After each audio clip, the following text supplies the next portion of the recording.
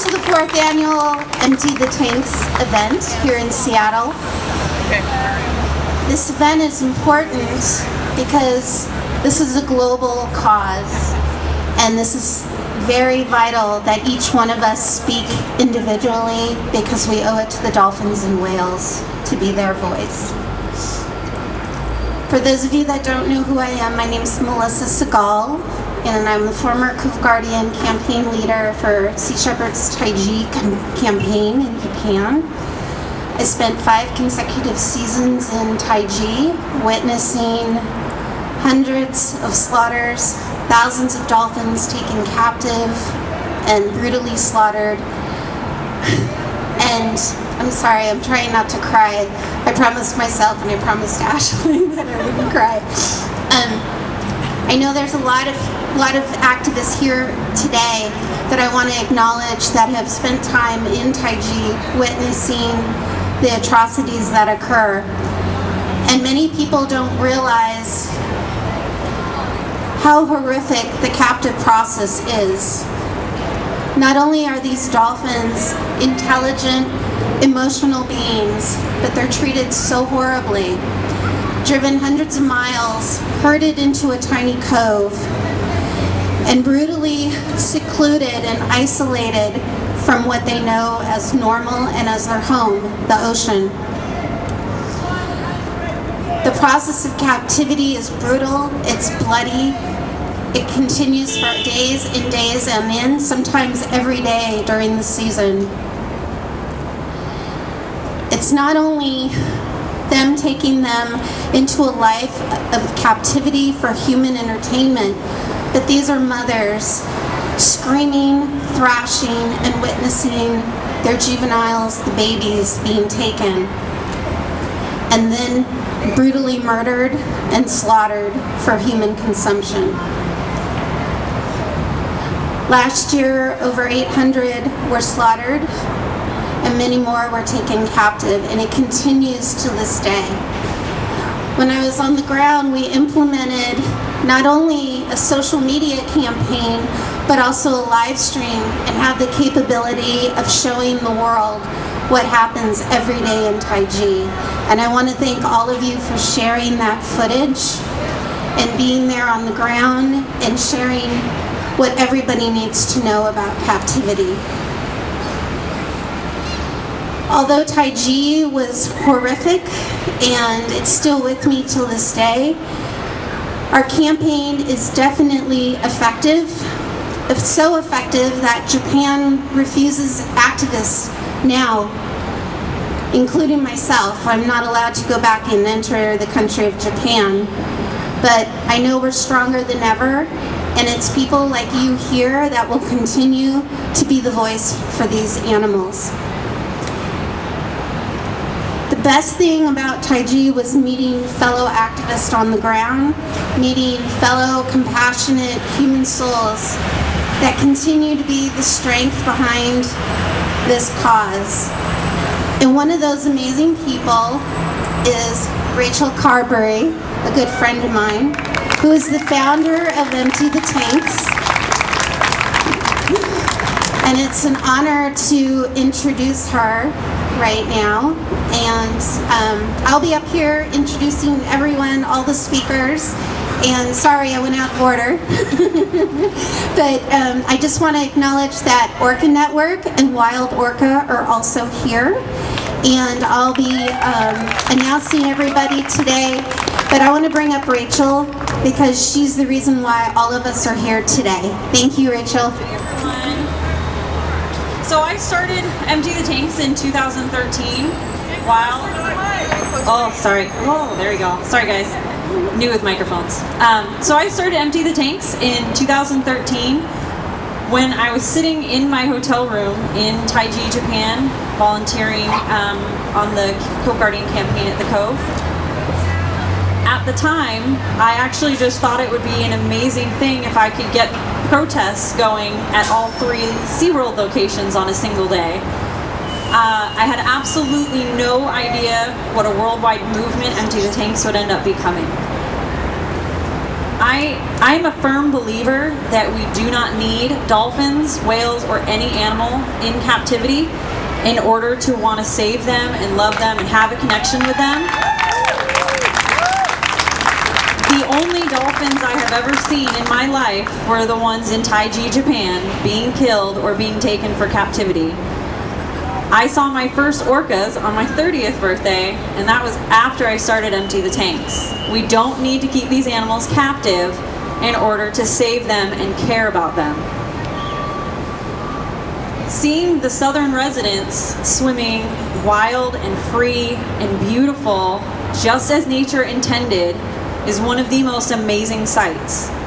I started Empty the Tanks for all of the dolphins and whales that will never get to have that life. Sorry, I got my notes here. Empty the Tanks is for all of the Lolitas and the Tillicums around the world. This campaign is for the dolphins languishing in the heat of Las Vegas as a hotel attraction. This campaign is for the beluga whales being ripped from the oceans in Russia so that they can be shipped around as commodities to other parks. Empty the Tanks is for the dolphins still suffering in Taiji after watching their families die, and now they will spend a lifetime in captivity. Today is the 4th annual Empty the Tanks worldwide. On this day, all around the world, 65 locations in 23 countries, we are all standing together, united in this cause, and standing against dolphin and whale captivity. We are a voice for the voiceless. There's a new dolphinarium that's being built in Arizona, and it's going to house a rumored 8 or 9 dolphins, which people can go and swim with and interact with. This construction of that site shows us that we still have work to do. But today, protesting right now, there is a group in Arizona protesting at the soon-to-be Dolphinaris, Arizona. Those individuals are now part of the Empty the Tanks movement. The plus side is that SeaWorld reported a net loss of $84 million in their first quarter of 2016. So we are making a difference. We are reaching people. We will win this fight. The fight doesn't end today, though. We must be the animal's voice every single day. We need to end dolphin and whale captivity, but we must also be better caretakers for their natural home in the ocean. Plan a beach cleanup. Cut out single-use plastic from your life. And remember what a beautiful home these beings come from. Continue fighting for the captives, but also remember to care for their wild cousins. Thank you to everybody who has supported Empty the Tanks from the very beginning. I'm so proud of how far this campaign has come. I know our message will only get bigger and louder until we finally empty the tanks. Thank you. Thank you, Rachel. Rachel is definitely a prime example of how one person can change the world, and I'm really thankful to be a good friend with her. And it's amazing how once you're in Taiji, it stays with you for a lifetime, and it's just hard to let go of that, and it's always there with you, inspiring myself to do more and more and more for dolphins and whales. Our next speaker, very special, Howard Garrett, co-founder, director, and president of Orca Network, longtime advocate and researcher for the southern resident orcas, and leading the way for Lolita's retirement campaign. Please welcome Howard Garrett.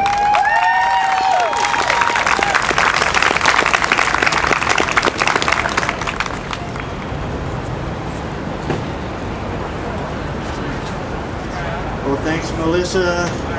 Thanks, everybody. I really appreciate this. This is incredible. It's so energizing, so encouraging. So good to see everybody come out. Hello. Oh, okay. We're moving the needle. We're really raising the issue. It's getting bigger and bigger and bigger around the world, and that has everything to do with actually emptying the tanks. We are effective. This is effective. This is a part of that wave that will wash them out of those tanks. And I just want to sort of give you a sort of a sense, and I appreciate every time I see the word Lolita, every time I see the focus on Lolita. This is about all whales and dolphins in captivity, but we've been obsessed with Lolita for over 2 decades, and it is really starting to come to fruition. We're really starting to see some light at the end of the tunnel. I hope I can describe this in a way that is realistic but as hopeful as I am, because it really does feel like this kind of public dedication to doing the job, to getting the whales and dolphins out of captivity, and the focus on Lolita in particular is starting to bear some fruit here. Just to sort of give you all a kind of an update on the news, on the actual developments that are happening.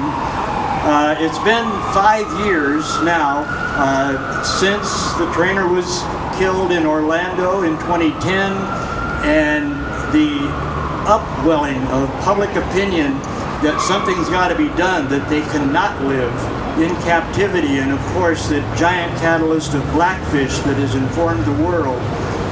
Things are changing, and with the team of attorneys that has gone to bat for Lolita, supported by, just energized by all of this public opinion shift, we're starting to see a real possibility that we could bring her home in the near future. It's about to happen. I really believe it. I have that faith. I've always had the faith, and we've been in the doldrums for 15 years until the last 5 years, but now it really looks like a tangible, actual possibility. You know, I could go through sort of the whole, the multi-pronged legal strategy over all these years, but what it's brought us to now, since Lolita Tokite, I'm going to call her Tokite when she comes home because that's her Northwest name. When Tokite was finally included under the law as a member of her family, that was declared endangered in 2005, that gave her rights. That gave us rights to sue for violations of the Endangered Species Act. That happened a year ago, almost exactly a year ago, in May of 2015. It took a year for all of the, petitions and everything to finally build up to the point where now we almost have a court date. It's not set exactly. There are still petitions before the court that have to be gone through. We have right now a 2-week window, the first 2 weeks of June, that's coming right up, that the court says there will be a trial. That's going to be in Miami at a federal district court, and it's our suit. I am named as a plaintiff in Orca Network, and we are suing the Seaquarium for violations of the Endangered Species Act. Specifically, although the language is vague, for harming and harassing Lolita. I think we can show that. I think the evidence is there, and I think we can potentially win this case even against all that weight of the history of industry propaganda and just sort of the entrenched collusion between the industry and the government that's been going on all these years. I really think that with this kind of popular support behind the legal effort, we can win in court. I really feel this way. And if we do, we have to show the resolution. The resolution is bring her home. And we've been talking about that for over 20 years. But now it's looking like it's a real possibility. So just to sort of get you all familiar with what that means, how do we do that? A lot of people, the idea, well, you move a big whale, how can you do that? And it's a cold, dark ocean, how can she live there? And there is such a drumbeat of misinformation coming out of the industry saying it cannot be done, that we're always having to point out all the ways that show that it can be done, that it is feasible, it is safe, and it's not only safe, but return to native habitat is therapeutic, it's healthy, It's how Keiko resumed a healthy life. And we can help Lolita come back to her native waters, where she was born and raised, where she was taught, where she learned from her elders, from her mother, her whole family, her whole clan, how to be a southern resident orca. It's very specific, very tradition bound. She learned those traditions. We don't know if she was caught at 2 years or 3 or 4 years old, but within the first year, they're catching their own fish. They're using the calls. They're communicating. They're taking their role, their place in their family, and learning all the rules about how to eat and all the associations, who to hang out with. Everything is learned, and she learned all of that before she went there. And you probably know about their big brains. I mean, they're up to equivalent with the biggest brains on the planet that the sperm whales are known to have. But more recent data show that orcas, even though they're only half the size of sperm whales, have brains about the same size. So we're talking 4 times the size of human brains. That's a whole lot of association cortex up there, a whole lot of memory retention, a whole lot of her maintaining all of what she learned, or the basics of what she learned before she was captured. I will bet anything, I am betting everything, that she still retains all of that information, or the essential information, the memory. I could yell. Thank you. The memory of her family, how to catch fish, her neighborhood, all the nooks and crannies, everything out there. And she will be able, she'll thrill, she'll be excited, just as Keiko demonstrated. When he first was immersed in the water of Iceland, he took off. His activity level went up, his dive times lengthened, he explored everywhere. He had little or no interest in humans. He still could be called back, but he didn't want to. He had a lot more interest in his surroundings that were his familiar home that he had not seen for over 2 decades. And he proved that he had that memory, and that he responded by becoming stronger, healthier, and in every way thrived in Iceland, despite what the industry says about how it was a failure. It was not a failure in terms of him being able to come back to excellent health, really good, robust health back in Iceland. So she can do the same thing. And I think we can point that out in court. And then if we do win, and we do get the chance to bring her back, we've spelled it all out on the website, and it's really not a mystery. It's really been done. It's common sense how to do it, the transport, all of their logistics. I could spell it out, but many of you have seen it. But believe me, it's not really dangerous at all. No orca has ever been harmed during the transport. Even though they've been doing this for literally 50 years. The original Shamu was caught a few miles from here. Her mother harpooned, and then she dragged over and shipped down to SeaWorld San Diego, the very first Shamu. And even at the primitive level of their knowledge then, she survived the trip. It was the captivity that killed her. So the transport is not a problem. Out to a secluded cove in a bay in the middle of the San Juan Islands, protected in every way from big storms or any kind of natural hazards. No boat traffic, no pollution, but flushing of the waters, enough tidal action, not current, but vertical, just up and down 10, 12 feet a day. So the water stays nice and clean. In fact, there's an oyster farm about 2 miles from the sea pen site, so they've got to have nice, pure, clean water. So it's guaranteed to fulfill all the specifications, all the requirements you could hope for in a sea pen. And what we want to do is give her that chance to reacquaint herself with those waters, to gradually open the space and increase the space so that she's got more and more room to move, depending on her choices, her body language, her showing that she does want to go further, that she's nudging the net, that she's interested in what's on the other side. Open the net, make it bigger and bigger and bigger, and of course, check all of her health parameters, her blood work, her cardiovascular, make sure she's in good shape, and then gradually open it up and go with her at first, and take her out and let her roam around her old neighborhood where she was born and raised.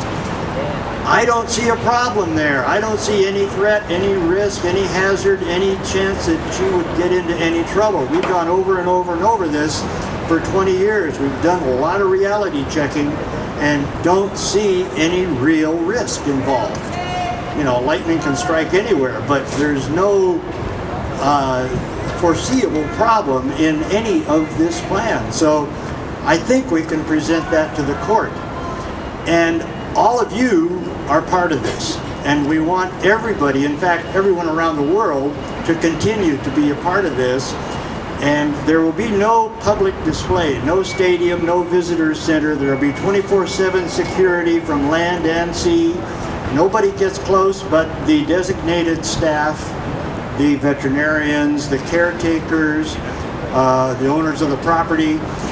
But what we will have will be webcams from all directions, from under the water. We'll have hydrophones at many locations. I want full disclosure, full and complete, total 24/7 online disclosure of how she's doing, so everybody can see and be a part of it, continue to be a part of it. You're a part of it right now, just by doing this and speaking up for her. But as it unfolds, I want everyone to still be a part of the story and to watch, to talk about it, to share the stories. Can you imagine the wave of every kind of media and just conversations everywhere about her when she goes back to her native waters? It's going to be unbelievable. It's going to be epic, awesome. I don't know, you know, there's not words to describe the kind of stories that are going to come out that are going to be based on her, that are going to be real, that are going to be actual. Lolita comes home and resumes her life. And it'll be up to her. She'll have complete autonomy, her and her family, whether and in what pace and how soon she's able to actually rejoin them, reintegrate with her family, and traipse off into the sunset. But she still, to this day, and this is a critical point, virtually every day, she calls out in her native, in her learned calls, in Southern Resident L-Pod calls that she learned before capture. I wonder, for instance, if she knows she's in Miami. You know, she was in a holding pen here in Seattle when she was chosen before being shipped. She may think she's still right next to the water. She's next to water, but it's Biscayne Bay in Miami. She may think that she is within calling distance of her family. She may be actually calling to her family every day, still to this day. So when she's actually home and they come around the bend and it may be 20 miles away and they're just chattering like they usually do, and she hears that and she calls back and they hear her, that's going to be one momentous, totally unprecedented event in the lives of any whales anywhere in the world. And we'll see what happens. We don't know exactly what will happen. It could be very gradual, it could be tentative, it could take days, it could take weeks. We don't know, because it will be entirely up to them. We can't train her to be a Southern Resident Orca. She knows how. We'll just have to give her that opportunity and let her decide and her family decide. So we got a lot to look forward to. And I just want you to know you are moving that wave that is going to wash her home. So thank you for being here and doing all this. And I'm thrilled to be part of it. Thank you. We've got a special speaker next, passionate, dedicated, young activist. This is what our future is. She is 10 years old and has been an activist, believe it or not, for 7 of those years. Please welcome Kiara.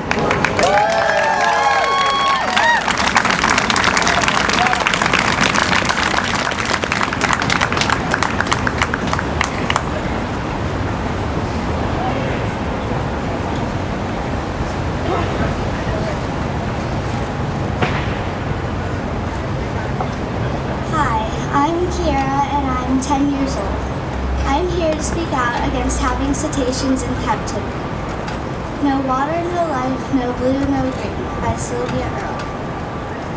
I am against dolphinariums and swim with dolphin programs. Most dolphins in dolphinariums come from a cove in Taiji, Japan. About 20,000 dolphins are slaughtered in Taiji each season from September through March. The dolphins that are not slaughtered are sold and transferred to dolphinariums all around the world. They are sold ranging from $32,000 to $250,000 US dollars. The killing process is very cruel. The mother dolphins have to stay there while watching their babies drown or get slaughtered. They know and understand what is happening. They feel pain and suffer like we do. The fishermen are so greedy they are willing to slaughter these intelligent and aware animals. A dolphin's smile is the greatest deception. It creates the illusion that they are always happy, by Rick O'Berry.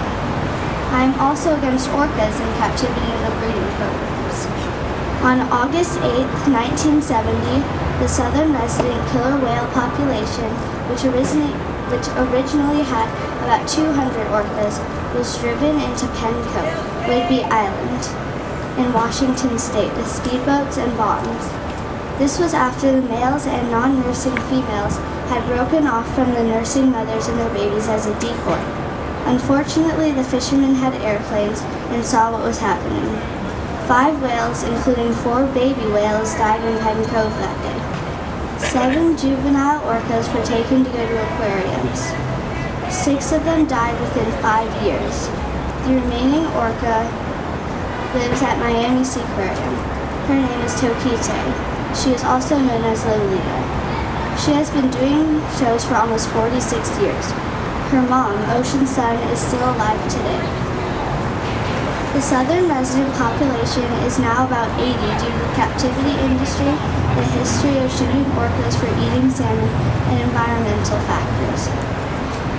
We have been far too aggressive about extracting ocean wildlife, not appreciating that there are limits and even points of no return, by Sylvia Earle. When an orca is in captivity, at night they are put into small tanks about half or less of the size of their performance tank. Sometimes orcas will attack each other because of stress. One training method is having a trained orca with a not trained orca. If one of them makes a mistake, then both are punished, which leads to aggression between the orcas. Another training method is starving the orcas until they do a trick correctly. In February 1968, an orca was captured in Puget Sound. His name was Hugo. When he was captured, he was in his early teens. They put him in a small manatee tank at Miami Seaquarium. He and Lolita were from the same family and called desperately to each other from their different tanks. Eventually, he was moved to the same tank. Hugo refused to do some of the performances and would act aggressively. He was so stressed out, he would bash his head into the wall repeatedly until March 1980, when he died of brain aneurysm. His body was dumped into the Dade Country landfill. Whales, as a rule, do not hit things with their echolocation. They are endowed with exceptionally sensitive equipment for avoiding collisions, by Alexandra Morton. In November of 1983, an orca was captured near Iceland. He was only 2 years old, measuring about 13 feet long. His name is Tilikum. After spending a year in a concrete holding tank, he was transferred to Sealand in British Columbia, Canada. The two female orcas who were already there were aggressive with him. In 1992, he was transferred to SeaWorld in Orlando, Florida, where he lives today. His story is told in the documentary Blackfish. He has killed 3 people, which is not a normal behavior for an orca. This kind of aggression towards people is not seen in the wild. Silicone has been used for entertainment and breeding. This is not natural for an orca, and this is not how an orca should live. In the wild, orcas and dolphins socialize, hunt, play, and swim up to 100 nautical miles every day. In tanks, they cannot play because they are constantly being trained or moved. They cannot swim very far because they are stuck in tiny tanks. They get angry and depressed. They are also very sensitive to sound, and all they hear in captivity is the recycling of water, loudspeakers, and people clapping and cheering. These sounds are not natural and would be a lot of disruption to an orca. The sight of a pair of orcas swimming in a tank only a few body lengths across looked as normal as 2 people living in a bathtub, by Alexandra Moore. Alexandra was referring to Orky and Corky, who she studied at Marineland in California, prior to studying the northern resident orca population. During her studies with orcas, she made many discoveries, including that they respond to their families' calls and that they have the ability to communicate in ways we still don't fully understand. In a world where so much that is wild and free has been lost to us, we must leave these beautiful animals free to swim as they will and must. They do us no harm and wish us none, and we should let them alone. By Rick O'Barry. Orcas and dolphins are not here for our entertainment. They are here to enjoy their own lives. They are not meant to live in concrete tanks. They are meant to live their lives free in the wild.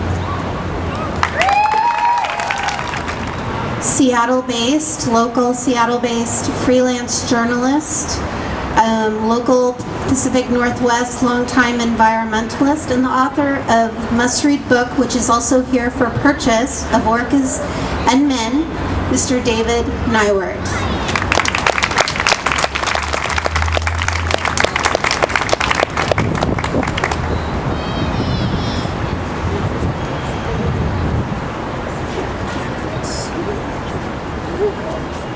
Should work. So yeah, this is of Orcas and Men. It'll be out, or it's going to be out in paperback next week, and the hardcovers over there. I'll be happy to sign them afterwards. The book is really kind of about the relationship of humans to killer whales, both in the wild and in captivity. Most of my focus has been with wild orcas. But you can't help but look at what's happened to those in captivity, especially when you're dealing with those here in Puget Sound, because after all, the southern resident killer whales really provided the entire foundation for the whole captive orca industry back in the 1960s and 70s. And Howard was just talking about or mentioning how he wants to, when we get Lolita back here, start calling her Tokite again, which reminded me of the whole bizarre story of how she got named Lolita in the first place. Because Tokite was in fact her original name that they gave her when they captured her. And they named her that because she was a 2 or 3 year old calf, young female, being placed in a tank with this adult, very large adult male named Hugo, and they were hoping they would mate. And so they named her Lolita after the character in the Vladimir Nabokov novel. And it's just kind of disgusting, because it really is, I think, reflective of the sort of perversity of the entire animal or orca captivity enterprise from its very beginnings. And ultimately, that's what this is about, both in the wild and in captivity. We're talking about trying to overturn this, one of the worst traits of humankind, which is our certainly Western civilization, which is our love of dominance and control. The drive for dominance and control has brought us war and genocide, and it's brought us animal exploitation. and particularly, I mean, the whole zoo enterprise right from the start, the whole animal display enterprise from the start was founded by kings trying to display their ability to dominate and control the world. And that's what happens at these parks. If you go to SeaWorld or Miami Seaquarium or any of these parks, these marine parks where the essence of the show is entertainment, what you're getting, they love to talk about how we're educating these kids, we're inspiring them and all that sort of thing. Well, I was at SeaWorld Orlando just about a week and a half ago. I went there to check up on Tillicum. And quick report, Tillicum is actually doing okay. His recent blood work showed an uptick. There's actually hope that he might survive, which was not the way it looked about a month ago, which is no doubt why SeaWorld hit the panic button and did their reboot of their process. They were clearly trying to get out in front of Tillicum's imminent death, and Tillicum has so far kind of outwitted them once again. He's still alive, which means there's still hope for eventually getting him into a sea pen someday. Yes. So, for that note, at any rate, what was really remarkable was the kind of, once again, I mean, I've been to SeaWorld several times, and this is always the case. But, of course, they're trying to update their spiel now, so they're making it even more environmentally friendly, right? And it's just kind of a farce. I mean, I was also at Miami Seaquarium back in October with Naomi Rose, and we were checking up on Lolita. She looked pretty grim. It looked to me like they had an algae bloom out there in the waters off of Miami, and so they were overcompensating for the algae bloom by putting too much chlorine into her tank, because she was just squinting the whole time we were there. And the spiel that they were giving at Miami's Aquarium was this thing, you could tell that it just bored the entire audience, because they were just talking about how, well, she should never go free again. And that's all it was this sort of self-justification spiel for why they should keep her in captivity. And most of these people were just there with their 3-year-olds, to show them their work. So they didn't really care. And most of them actually were Spanish-speaking anyway, so they probably were barely listening to what they were saying. But Naomi Rose and Sam Berg and I were up in the top seats and watching them and going, oh, yeah. It was like they were talking to us, because it was all, we're justifying our existence by keeping this animal in captivity. Well, at SeaWorld in Orlando, the same thing was going on. They were doing a lot of propaganda stuff, justifying themselves. And the funny thing was, they loved to give this conservation message, but the conservation advice that they were giving kids was not a single thing that would actually help wild killer whales. Let's see, eat sustainable fish. Well, actually, if you really want to help wild whales, you should only eat wild salmon. You should not eat farm fish at all. Anyway, especially here in the Northwest. But that notwithstanding, I mean, they just gave a lot of advice that was totally useless. If they really wanted to tell kids how to help wild killer whales, they would have said, hey, first of all, let's not capture them anymore. Because, these guys, they took 58 killer whales out of this southern resident population, out of a population of estimated about 150, 160, well over a third of the population. And they targeted all the young. They targeted all these little 2- and 3-year-old calves, because they were easier to transport and easier to train and all that sort of thing. So what they functionally did was they took out an entire generation's worth of reproductive capacity and for these whales. And so when we hit the 90s and they got hit with the double whammy of salmon declines, the population dropped really to the endangered level again. And that's why they're endangered to this day. It's primarily, it all started because of SeaWorld and its captures. So they really have a moral obligation to help people up here and to help these killer whales up here. And they recently have announced that they're going to be investing in research up here, $10 million worth of research supposedly to help wild killer whales. I think that's a great first step. But I don't know about you guys, but I will believe that they're serious about helping us and helping these wild killer whales when we come and see them actually take part in helping the salmon habitat recovery. These whales are starving to death out here, and if we do not help them get rid of those dams on the Snake River or help them recover the salmon here in the Sound, they'll be gone. So yeah, here's what I want from SeaWorld. I want to see them do a campaign where they're helping to take down those dams on the Snake River.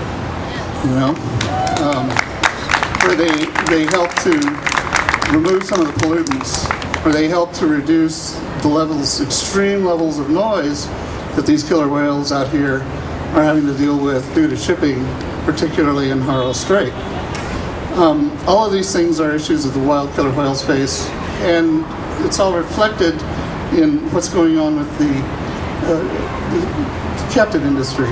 You know, the desire to keep hanging on to these whales for their exploitation and to just use them for our entertainment is so profoundly wrong, especially now that we have learned so much about these whales, thanks mainly to the scientists who studied them in the wild. We know that they're incredibly spatially deprived, they're socially deprived, and they're undergoing extreme sensory deprivation because you put an animal whose primary sense is their echolocation into a plain concrete tank, and it's like putting a human being into a plain white room. It will drive them insane. Eventually, really, the miracle is that more killer whales haven't killed more trainers in the past, really. And I think it speaks volumes to these animals' amazing mental strength and their amazing kindness and their sense of humor, which we can all see in the wild, but we know just for these animals in captivities. So, someday SeaWorld's going to have to get into the reality. And the reality is that those whales the captive-born whales need to be put into sea sanctuaries where they can have a decent life, seawater, and real fish, and real sea bottom, and they can actually use their echolocation again. And the wild-born whales need to be returned to their native waters as close as they can. It begins with Lolita, but it certainly includes Corky, it includes Tilikum, and it includes all those other wild-born whales out there. They all deserve a better life, and we need to treat all of these animals better, both in captivity and in the wild. And that's really what we need to be here about. Thank you. She's also a marine naturalist researcher. Please welcome Sandra Pollard.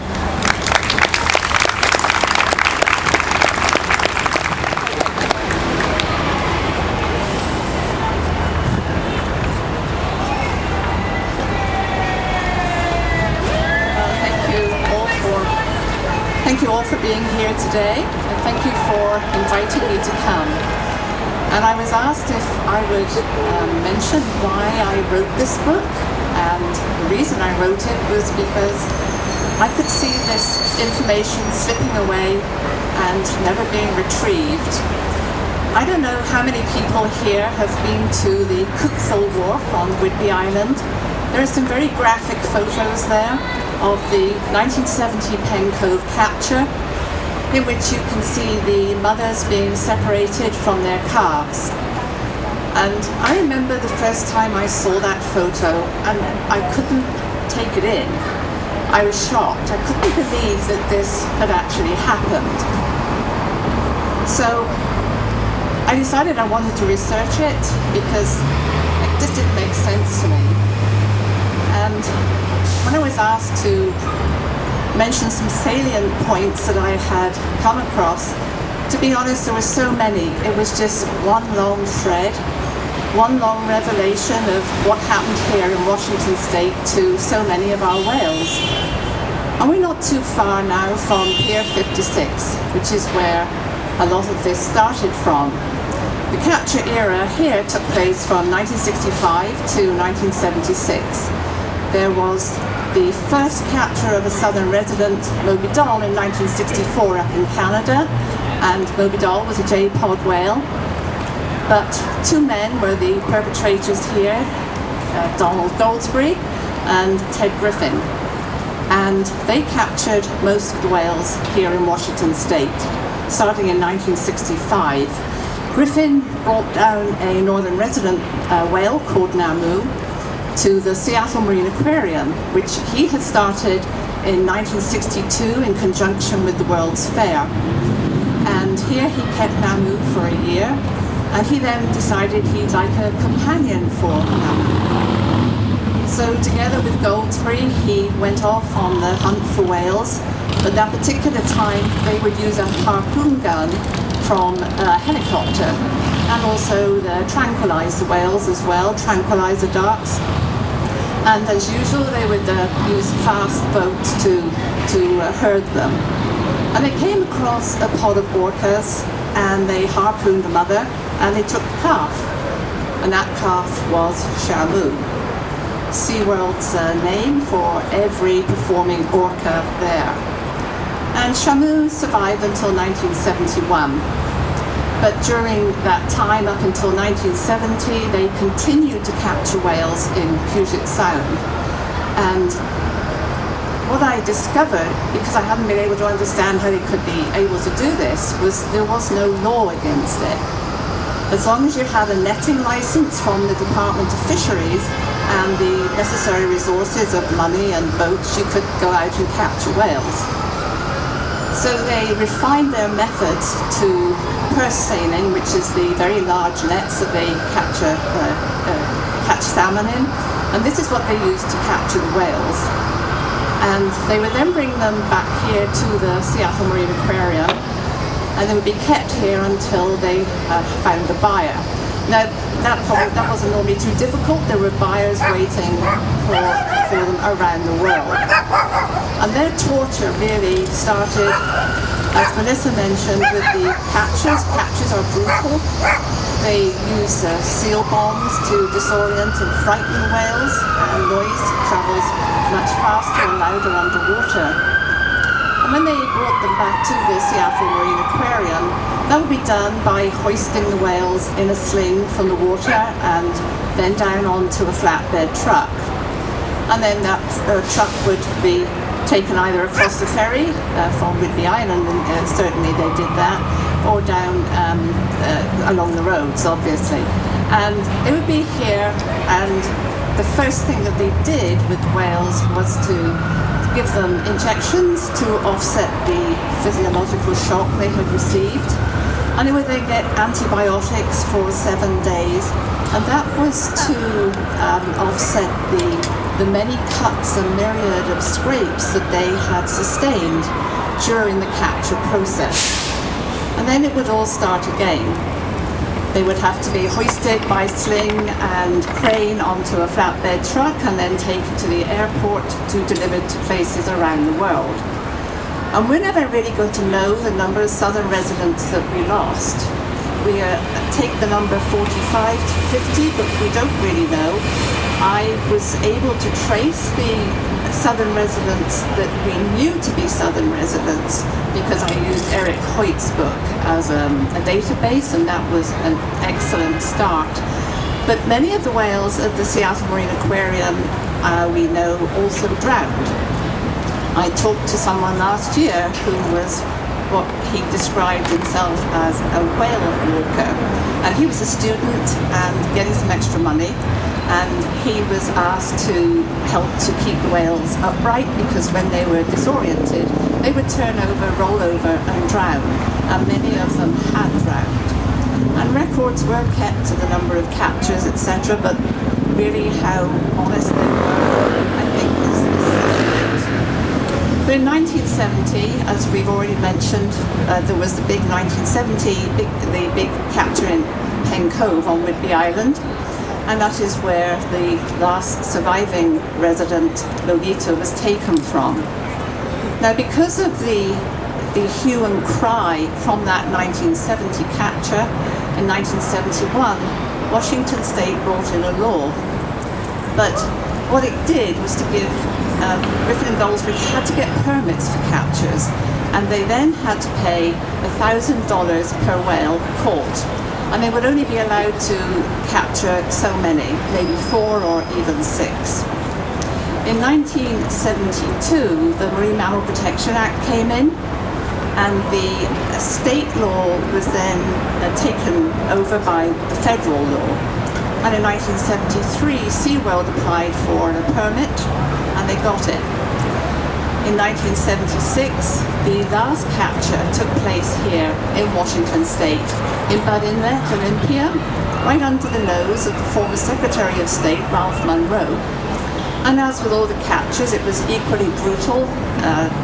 Goldsborough drove 6 transient orca, those are the orcas that eat marine mammals, the southern residents are fish eaters, drove the transient orca into Bud Inlet using seal bombs, the usual way they would try and frighten and disorient the whales. And he was incensed by what he saw. The governor was out of state, but he had permission to get a lawsuit underway, and within 2 weeks there was no more SeaWorld in Washington State. But the damage was done. We lost almost probably a third of the southern resident population. And as David said, they have never recovered. It was one of the reasons given in 2005 by National Marine Fisheries Service for listing the orcas as endangered, because the population dynamics had been so upset by these captures. And I would just like to read one very short piece here. And we're thinking today of all the dolphins, all the whales in captivity. And we think especially at this point in time, because it is so imminent, of the potential for Loretta's release. And what I'm going to read here is a little piece from the book, which is self-explanatory.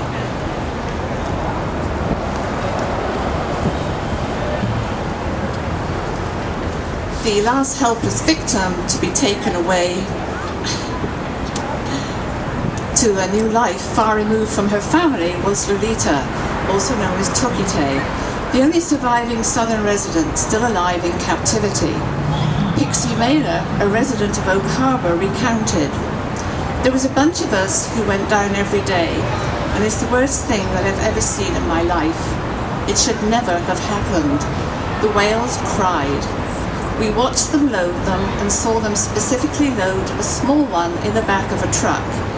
I think it was probably Loretta, and she cried and cried and cried the whole way.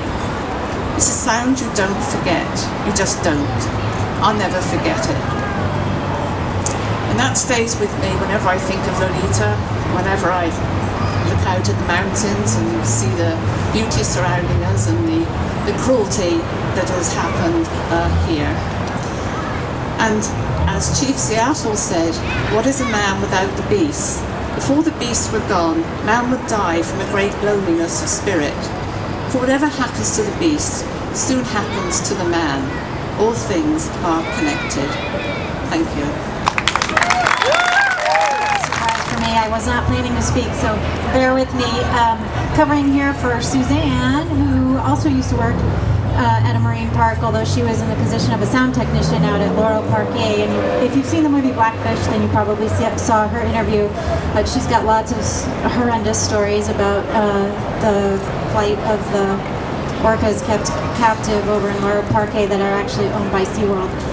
In any event, so I am one of a number of former trainers who are speaking out on behalf of the cetaceans that we worked with in captivity. And if you've seen the movie Blackfish, then you know that I was interviewed for a little bit in that film.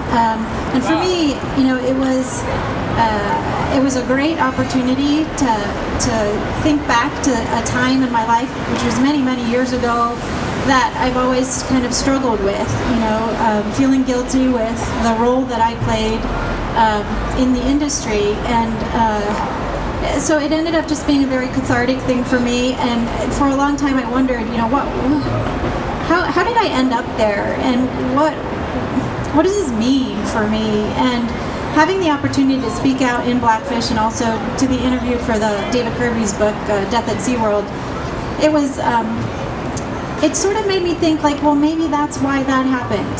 Things happen for a reason. Maybe I had this experience so many years ago, and this is why, because now I can speak to the actual conditions. I mean, these are things that I witnessed. Everything that you've heard here today about the horrors of captivity, I've seen them. I've worked with orcas, and I've worked with dolphins and beluga whales, and I can tell you that no matter how small or large those beings are, they suffer tremendously in tanks. And so I am so grateful for this event and the work that Rachel's done to put this together worldwide, and that you guys are all out here on a beautiful sunny Saturday in Seattle speaks volumes to your commitment to getting these animals free from the slavery they endure. So I just really, really appreciate you being here.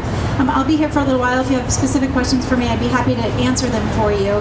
But I have a couple other things I want to talk to you about today, and one of them is in the wake of Blackfish, so many things have happened, and one of the things is people being very aware that we need to have legislation to no longer allow these parks to exist. And so in Washington State, we have for the last 2 years tried to get a bill passed to make it illegal to hold cetaceans in captivity in Washington State. And I don't know how many of you are aware of that. Anna, who is back at the table for Wild Orca, has been really, really championing this for the last couple of years. I mean, she's put her heart and her soul into it, and we come closer and closer every time, and I'm hoping next year is going to be the year. So I would love it when the legislative sessions come around next year and you start to pay attention to what's happening in Washington State, if you will be mindful of hopefully the reintroduction of this bill and come out in support of that bill. We're asking not only for us to never be able to hold orcas in captivity here, but never to have any cetaceans in captivity here for the purpose of entertainment or display. So that was one thing I wanted to mention to you. And then the other thing I want to talk to you about is there is an event that happens every year, or it has happened for the last few years on San Juan Island that started very small about 6 years ago, and this will be the 5th time we have this event, and it is, we call it the Super Pod. So we have Super Pod 5 happening this year, the week of July 18th out on San Juan Island, and every year when we meet out there, the event has grown bigger and bigger every year, but we have sort of a theme. Last year's theme was about the connection between the health of our salmon and the health of the southern resident killer whales. So we had lots of great information that was presented last year on that topic, as well as a variety of other topics. This year, our theme is the future. And so what we're doing is highlighting young activists, programs for young activists, young activists that have done projects and are out there already working on behalf of animals in captivity. We have a fantastic lineup of speakers. I can name just a couple of them because I can't remember all of them off the top of my head, but we will be screening a film called Voiceless that was put together by a young activist who started, I think, in her teens. She's now probably 20, 21. She's done tremendous work on the cause. So that's going to be a very special event for her. She's interviewed scientists and all kinds of people and put together this film on behalf of animals in captivity. So lots of speakers, scientists, journalists. There's usually several different sessions throughout the week that are focused on our theme, but then also some other speakers as well. Naomi Rose is going to be there this year, and she'll be speaking. I believe Lori Marino, she's the neuroscientist who was interviewed in Blackfish, she'll be out there speaking.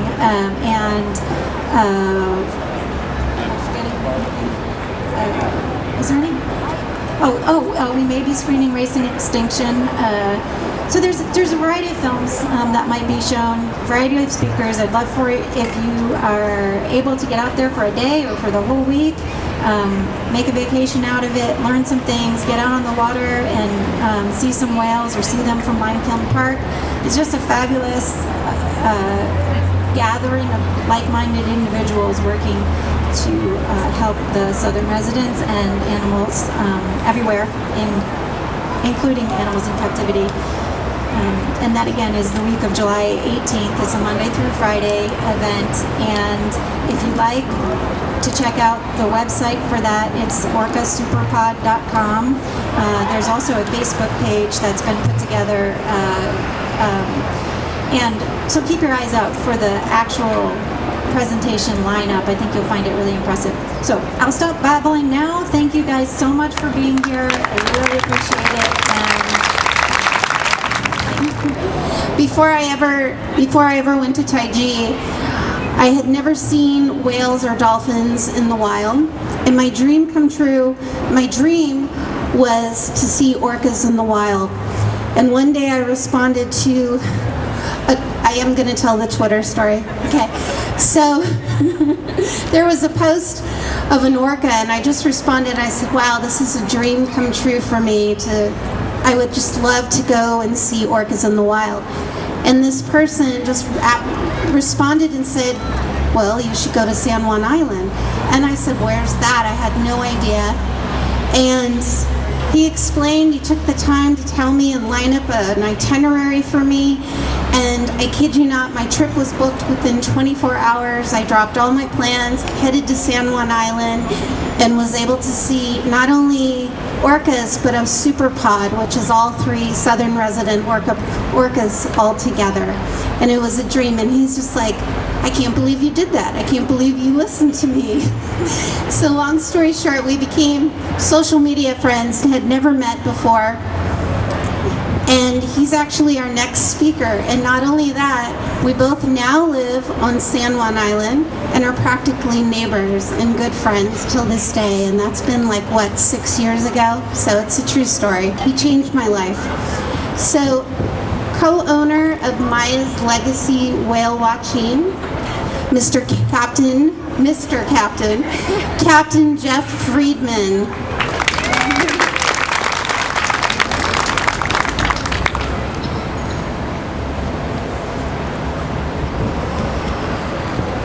Thank you. It's great to be here. Just want to know that Melissa is still the only one that's ever really listened to me. And I'm really grateful that she gave that introduction, because it kind of illustrates one of the things that I wanted to talk about. I've been pretty active in different anti-captivity and conservation campaigns for about 10 years. And now I consider myself the luckiest person on the planet, because I get to take people out every day to see orcas in the wild. And there are a few reasons why I do that. One is it's amazing. I mean, first of all, they're pretty cool. So they're pretty cool to see in the wild. But the other is to create more whale people. And more whale people join campaigns like Empty the Tanks. They join more campaigns like Freeing Lolita. It's very hard to describe the look on somebody's face the very first time they're seeing orcas in the wild. And no matter how many times you see them, it's never the same. We're very lucky for all of you in Seattle to have two distinct populations of orcas just out back here in the Salish Sea. So one of the reasons that we do this is to get people out in front of them and to see them and to see how they live. The other is to get people who are activists out there. I found in my years of activism, we've heard a lot of very sad stories about what the impacts of captivity on individual whales, on individual dolphins. It's important in fighting for them and defending a certain way of life for them, get out there and see that and know what you're defending and recharge and rejuvenate from that experience. The other thing that it does is all of the things that we're saying in these campaigns, you can see for yourself firsthand. When we say orcas can travel 75 to 100 miles a day, we see that all summer long with the southern residents. When we see them in the morning off of San Juan Island, and we see them later in the day, they're up near Vancouver in the Fraser River, and the next morning they're back down at San Juan Island. It's 100 miles round trip. They did that in 24 hours. You can see that firsthand. You can see that it is a matriarchal society. We talk about that with them. And there are times that we see Granny, J2, the matriarch of the southern residents, going off by herself. She's heading north. No one's listening to her. She's going by herself. What are they doing? What are they doing? And eventually, it's almost like they say, you know what, we better get out of here and go catch up to Granny. She's going north. If we know what's good for us, we're going to go north too. You see them in their social groups. You see the physical contact. And to see that and to share that with other people is a really rejuvenating experience. It's an educational experience. And it creates more whale people like what Melissa was talking about. The only other thing that I want to touch on, and David touched on it a bit too, there's captivity can take many forms and has a different sense to captivity. It's not necessarily just an orca in a tank or a dolphin in a tank, but it has different forms and different impacts. And one of the biggest issues right now that we're dealing with the southern residents is a captive river, and that's the Snake River. And we need to free the Snake River and get into some serious salmon recovery that will lead to orca recovery. There's a lot of information online. Damsense.org is a website, and there will be a lot of information at SuperCon 5 for SuperCon 5. Thank you, everyone. Strickland has brought our no captivity bracelets, and they're at the Orca Network booth there for donation, so please stop by. Also, both books are on sale there as well. If you haven't already picked one up, please do. So our last special treat for the day, and then I'll come out and I want to ask everybody after this song to kind of gather to the front for a group photo for Empty the Tanks Worldwide social media. Last but not least, we have a very special song written and sung by Audrey Cook. Thank you.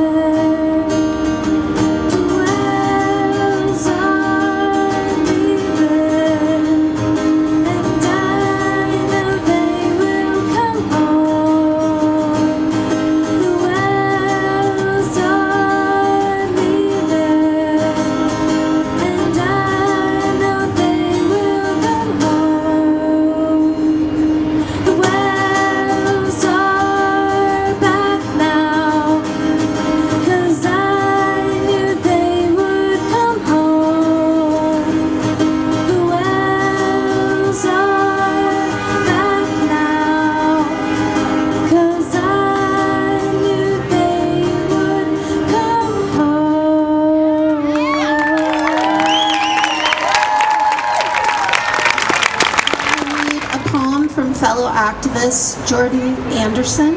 Thank you for writing this. Hopefully I don't mess up reading this. This is a dedication to dolphins, belugas, and orcas living in captivity.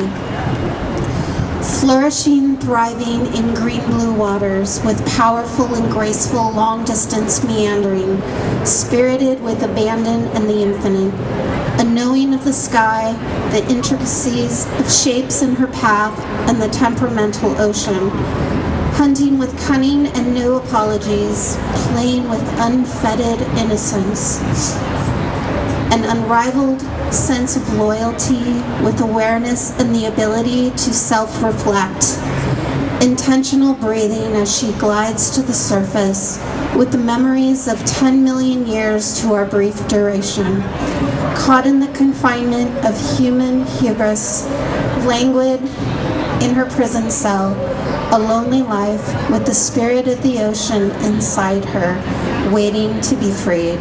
By Jordan Anderson.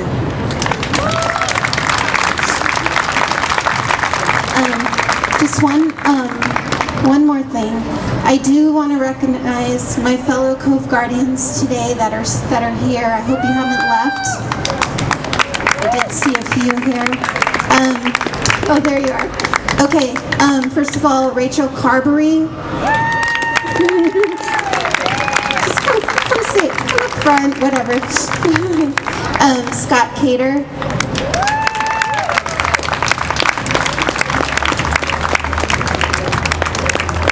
DeGeneva and Dorian. And also I want to give a special thank you to Ashley Lenton. Please come forward, fellow Cove Guardian. And I hope I'm not missing anybody else, but because I can't see from here. But you're a very special family to me and always will be. Thank you for everything.